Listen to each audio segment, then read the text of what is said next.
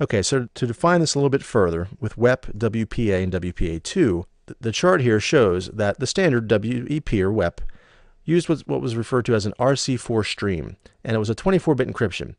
The length of that encryption key is really what led to its insecurity or its vulnerabilities. So that IV, or the initialization vector, it's really vulnerable to an IV attack, meaning that 24-bit encryption was not long enough. So packet injection can crack WEP in literally several seconds.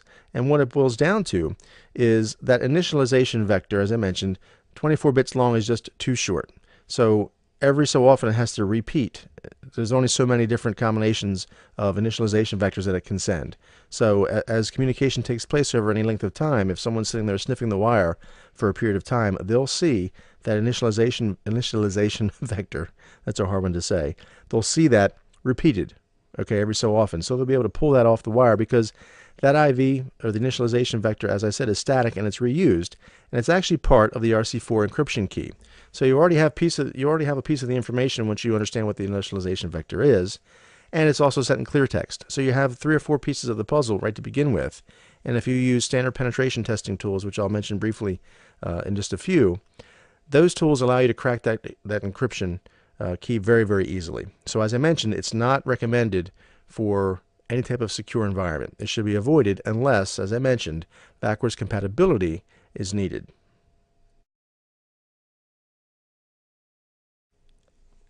Now, as we move on to WPA and WPA2, WPA, or basically Wi-Fi protected access, that partially implements the 802.11i standard. All right, so it was basically a stopgap.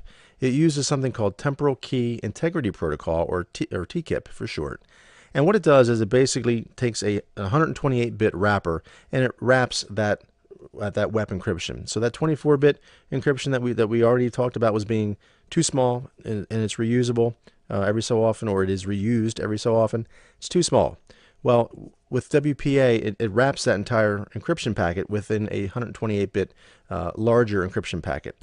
And it generates a second key based upon the MAC address of the sender and the serial number of the packet. So it mixes this key with the initialization vector.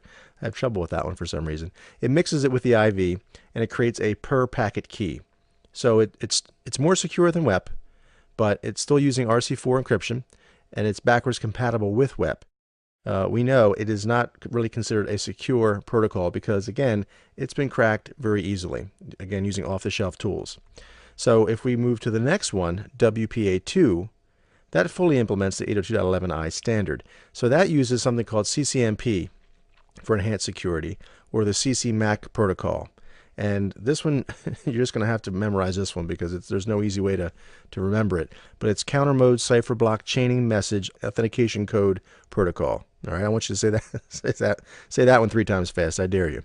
All right, so CCMP, it's a 128-bit AES encryption algorithm. So it's not backwards compatible with WEP, but it is much more secure. Now, having said that, is it completely secure? Is it completely foolproof? Well, the answer is no. That has actually also been cracked, given enough time, and if you have enough of a skilled hacker on the other end sniffing that traffic, it is crackable.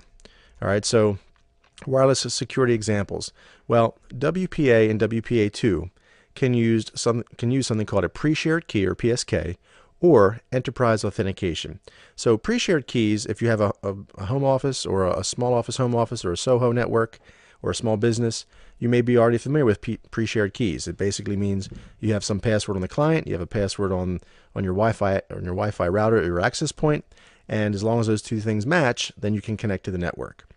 Enterprise uses something called Radius, which is basically an authentication server and digital certificates. You have to actually have that certificate, and you have to have an account on that Radius server, or some way to authenticate to that Radius server.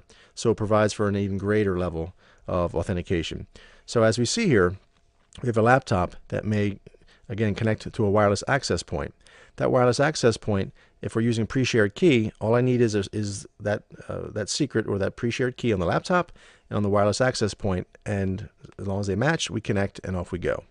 If we're using Radius, you'll see the laptop will connect to the wireless access point, Or in a larger environment, you may have multiple wireless access points, in which case you would use a wireless LAN controller, as we can see here.